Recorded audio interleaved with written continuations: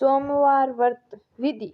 सोमवार का व्रत साधारणतया दिन के तीसरे पहर तक होता है। व्रत में फलाहार या पारण का कोई खास नियम नहीं है, किंतु यह आवश्यक है कि दिन रात में केवल एक समय भोजन करें। सोमवार के व्रत में शिवजी पार्वती का पूजन करना चाहिए।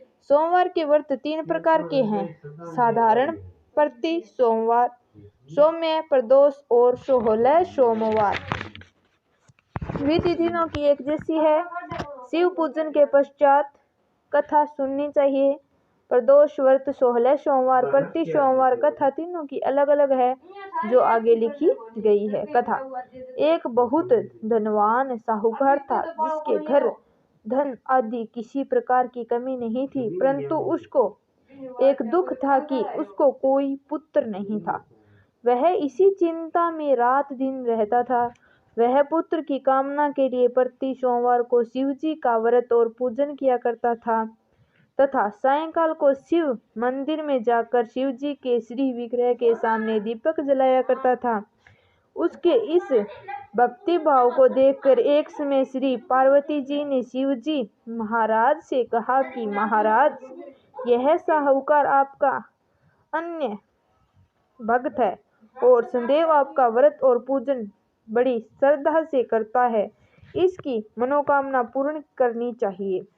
शिवजी ने कहा, हे पार्वती, यह संसार कर्म क्षेत्र है। जैसे किसान खेत में जैसा बीज बोता है, वैसा ही फल काटता है, उसी तरह इस संसार में प्राणी जैसा कर्म करते हैं, वैसा ही फल भोगते हैं।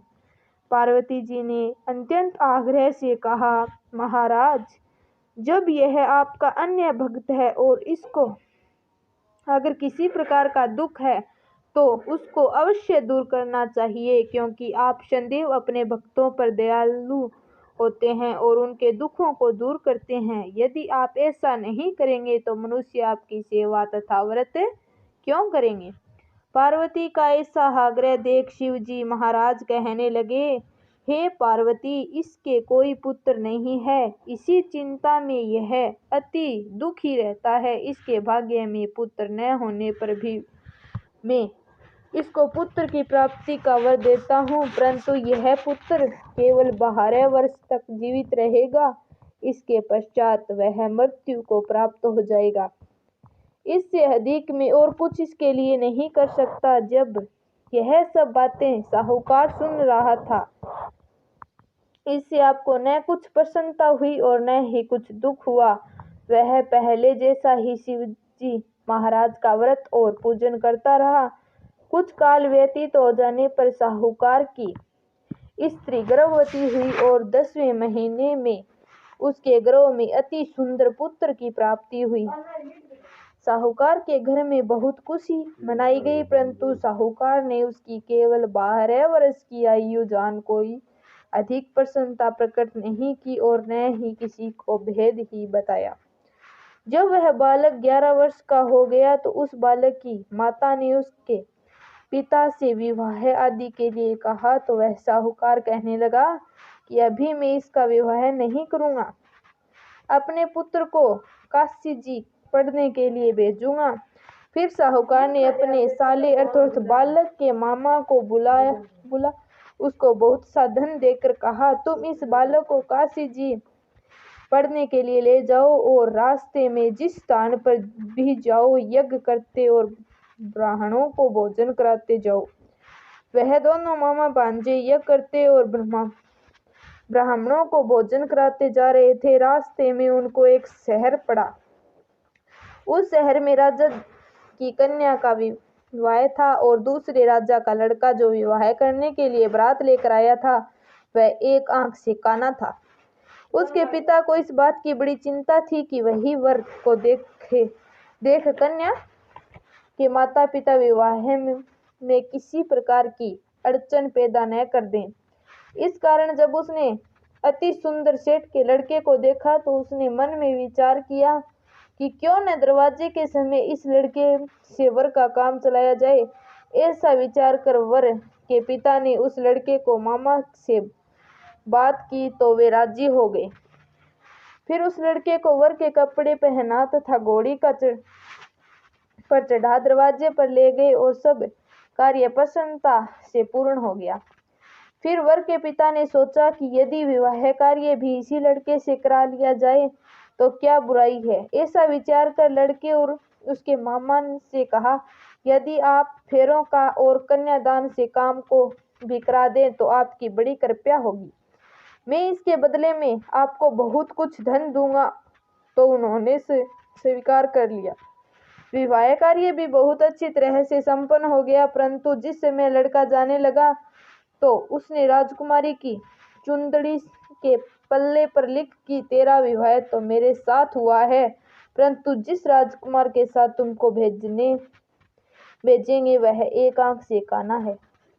मैं काशी जी पढ़ने जा रहा हूँ। लड़के के जाने के पश्चात राजकुमारी ने जब अपनी चुंदड़ी पर ऐसा लिखा हुआ पाया तो उसने राजकुमार के साथ जाने से मना कर दिया और कहा कि यह मेरा पति नहीं है, मेरा विवाह इसके साथ नहीं हुआ है, वह तो काशी जी में पढ़ने गया है। राजकुमारी के माता पिता ने अपनी कन्या को विदा नहीं किया और बारात वापस चली गई। उधर सेठ का लड़का और उसका मामा काशी जी पहुंच गए। वहां जाकर उन्होंने यज्ञ करना और लड़के ने पढ़ना शुरू कर दिया। जब लड़के की आयु 12 साल की हो गई उस दिन उन्होंने यज्ञ रखा था कि लड़के ने अपने मामा से कहा, मामा जी आज मेरी तबीयत कुछ ठीक नहीं है। मामा ने कहा, अंदर जाकर सो जाओ। लड़का अंदर जाकर सो गया और थोड़ी देर में उससे प्राण निकल गए। जब उसने मामा ने आकर देखा तो वह मुर्दा पड़ा है तो उसका बड़ा दुख हुआ और उसने सोचा कि अगर मैं अभी रोना पीटना मचा दूंगा तो यज्ञ का कार्य अधूरा रह जाएगा। अतः उसने जल्दी से यज्ञ का कार्य समाप्त कर ब्राह्मणों को जाने के बाद रोना पीटना आरंभ कर दिया। योगवश उसी समय शिव पार्वती उधर से जा रहे थे। जब उन्होंने जोर जोर से रोने की आवाज सुनी तो पार्वती जी कहने लगी, महाराज कोई दुखिया रो रहा है, इसके कष्ट को दूर कीजिए। जब शिवजी पार्वती ने पास जाकर देखा तो वहां एक लड़का मुर्दा पड़ा था। पार्वती जी कहने लगी, महाराज यह तो उसी सेठ का लड़का है जो आपके वरदान से हुआ था। शिवजी कहने लगे, हे पार्वती इसकी आयु इतनी ही थी सो यह भोग चुका। तब पार्वती ने कहा, हे महाराज इस बालक को और आयु दो, नहीं तो उसके माता पिता तड़प तड़प कर मर जाएंगे। पार्वती जी के बार आग्रह करने पर शिवजी ने उसको जीवन वरदान दिया और शिवजी महाराज की कृपा से लड़का जीवित हो गया।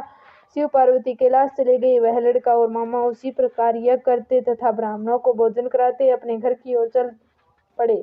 रास्ते में उसी शहर में आए जहाँ विवाह हुआ था। वहां पर आकर उन्होंने यज्ञ आरंभ कर दिया तो उस लड़के के ससुर ने उसको पहचान लिया और वो अपने महल में ले जाकर उसी बड़ी खातिर की, साथ ही बहुत दास दासियों सहित आदरपूर्वक लड़की को जमाई को विदा किया। जब वे अपने शहर के निकट आए तो मामा ने कहा, मैं पहले जाकर खबर करता हूँ। जब उस लड़के का मामा घर पहुंचा तो लड़के के माता पिता की घर की छत पर बैठे थे और यह प्रण कर रखा था कि यदि हमारा पुत्र सकुशल लौटा आया तो हम राजी खुशी नीचे आ जाएंगे, नहीं तो छत से गिरकर अपने प्राण दे देंगे।